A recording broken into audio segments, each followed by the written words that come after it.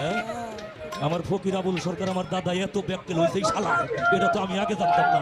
হ্যাঁ, যে শালায় সারা বছর বই রেখে পড়ে।